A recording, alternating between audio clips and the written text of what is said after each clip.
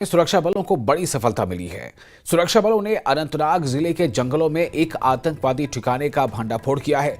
अनंतनाग जिले के संगला वन क्षेत्र में आतंकियों का ये ठिकाना वहां मिला है।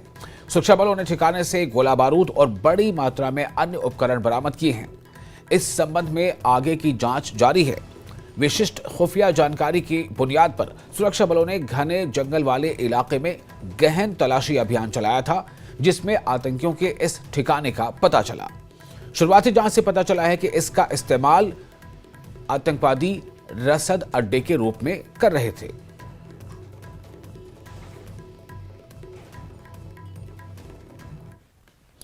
और बीजेपी के राष्ट्रीय महासचिव तरुण चुग ने कहा है कि आतंकवाद पर जीरो टॉलरेंस सिर्फ एजेंडा नहीं बल्कि सरकार की प्रतिबद्धता है।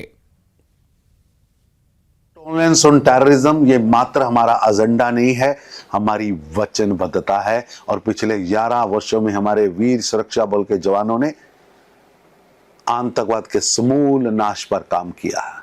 हमने उनको खुली छूट दी है, वरना तो ऐसा समय था कि आतंकवादियों के एनकाउंटर पर हमारे बहादुर सैनिकों पर ही कार्रवाई हो जाती थी। आज ऑपरेशन ऑल आउट जैसे सफलतम काउंटर इंटेलिजेंस से कार्रवाई के कारण देश की सीमाएं सुरक्षित हैं।